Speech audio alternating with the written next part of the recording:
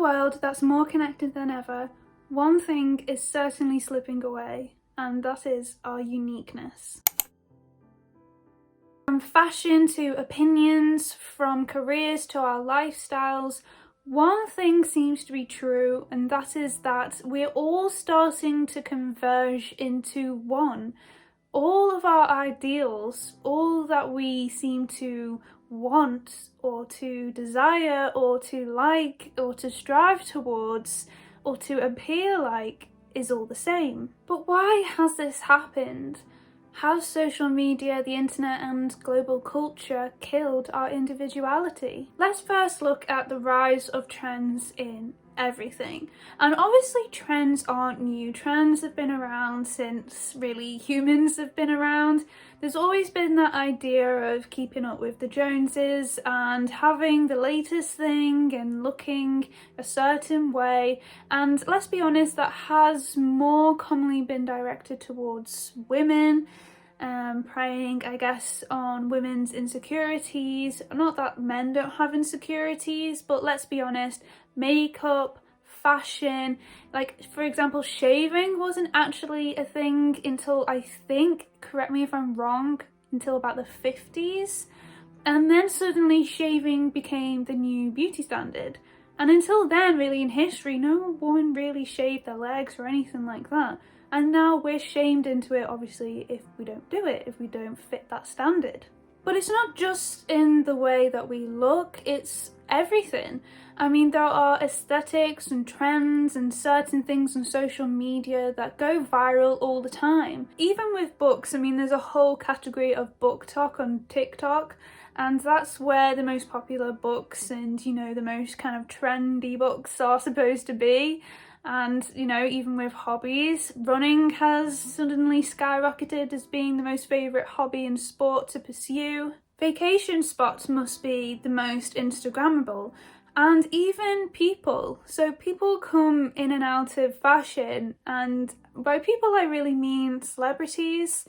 So, for example, big right now is like Sabrina Carpenter. She's been big for like probably the last year. I mean, I know she's been around before, but I'm from the UK, so sometimes things take like a minute to come over here. So obviously she was doing, you know, TV and things on Disney, I think, for like a while when she was younger over there in the US.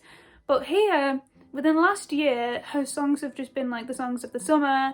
Everyone is listening to her, and she is now, you know, a trendy person. Whereas, and I feel mean saying this, but this isn't my opinion, it's kind of like the internet's opinion, and this is what I'm saying, is that we have lost our kind of individuality in liking people anymore, or certain celebrities, because the collective mob and the collective people on the internet have suddenly decided, no, we don't like them anymore, for nothing really. For example, and this is just to name a name, Katy Perry is now seen as unpopular, her music is seen as being a bit cringy and things like that. But in 2010, she was like obviously all the rage. I haven't personally listened to Katy Perry's music in a long time, and I think that's probably also because of the reason that the collective internet just kind of decided that she wasn't in anymore. Something that has come with these trends online is the rise of aesthetics, and aesthetics have just absolutely exploded. I mean, there seems to be a new favourite aesthetic every single month, week,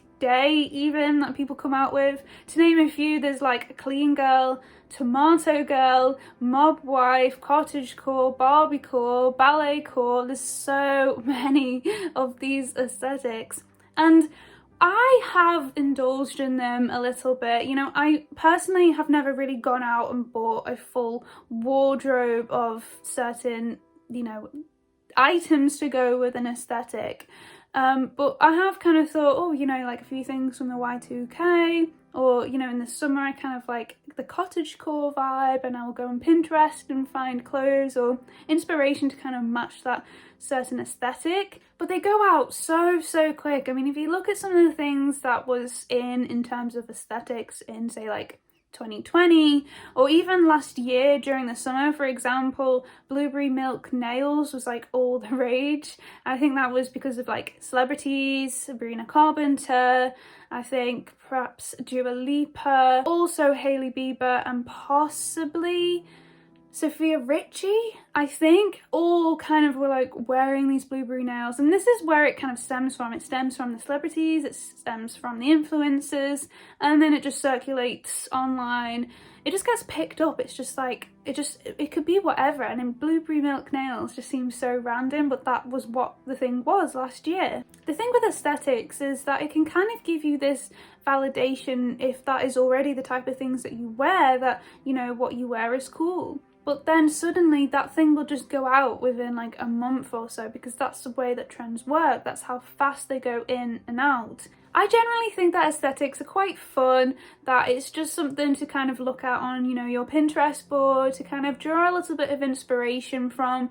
I don't think that you should be going and, you know, suddenly buying everything that you see when a new aesthetic suddenly arrives, because it will be out within, honestly, like a week or a month. So it's just, you're contributing to this kind of overconsumption, which I'm going to talk more about in a minute. If you already dress in this particular aesthetic or way, then it can give you the sense of feeling, you know, cool and of feeling, you know, seen. But the thing with aesthetics and trends is that they're gone within a month or so. So if this isn't something you genuinely like, then don't suddenly then throw out all your clothes and buy everything for this aesthetic, because it will be gone very quickly. Capitalism influences and the environment. So as I said, please do not buy all of these items and these pieces of clothing if you do not actually like this aesthetic, because you will be contributing to overconsumption, which is inevitably ruining our planet. If you know about fast fashion, then you know the issues that it is causing to not just our planet, which obviously we have only one, it is our home, and we're already in a bit of a crisis with all of that, but also the people who are obviously making these clothes, which, because they're trending pieces, because they're things that aren't usually made with good materials, because they're made to go out very quickly so that it fulfills the trend, then they are made by people who are usually in sweatshops. By buying these clothes, you're contributing to an industry which is earning millions and millions of people who are in horrible working conditions, that are in unsafe working conditions, and who are not being properly paid for the labour of making those clothes that you are buying and going to likely actually just throw away after like a week. Because of this, the quality of those clothes are not actually going to be probably all that great. And I mean, in terms of, you know, the way that they're actually probably made. I think we know that things like Primark or Shein, a lot of their clothes aren't made to last. They are made, you know, fit with certain trends. They break very easily. Also, a lot of these materials could actually be quite dangerous for you. They could have high amounts of chemicals. They're actually poisonous to your body over the long term. And so you should really try and stick to more natural and carefully made, sustainable clothes and materials. And I know that this can be expensive, but looking at places like various charity shops, looking at labels, looking at things like Vinted or Depop can really help with that. My advice would be to take some time away from, if you want to purchase something, if you're interested in a particular aesthetic, and give it a day, give it a week. This helps also with like personal finance, but also it just gives you the clarification and the ability to think whether you actually want to buy that thing. I've done this quite a few times where I've seen something, I instantly love it, I thought, oh, that's a good price for it. It might be a little bit on the steep side, but I thought, you know, I really want that, and I'm about to buy it, and then I might get even sidetracked by something, I don't end up buying it, and then I completely forget about it. So something that I was like obsessing over and I thought was amazing and like I absolutely had to have, I just like the next day completely forgot about it. And that's something that you should do if you're interested in buying something but you're not completely sure. Then honestly take 24 hours, and if you're still thinking about buying that thing or you're still really wanting it, then just, yeah, get it. But if not, then you know that that thing is probably not something you even really love in the first place. You should also make sure that the things that you are buying are actually something that is going to be, again, sustainable, something that you can wear quite a few times, and seeing what items you could actually create with this. Are they colours that fit with your wardrobe? How many times would you be able to actually wear these items? Also remember that influencers are marketing things towards you. That's their, that's their job. They influence you into buying particular things because usually they'll get money from it with promos or affiliate links. The way that influencers work is really interesting as well, because obviously they draw you in by, having a cool personality, having a really interesting style, and because you kind of see into their whole personal life, you might see their family, you might see where they live, you might see, their partner, you feel like you kind of know them. And then when these things get promoted to you, you think that obviously I like her and I want to look like her, or I kind of want to be her. She has a perfect life, she has a life that I want, so I should buy these things to look like her or be like her. Which is obviously a really dangerous mindset to have, but it does put you into that's what social media does. That's what these influencers kind of do.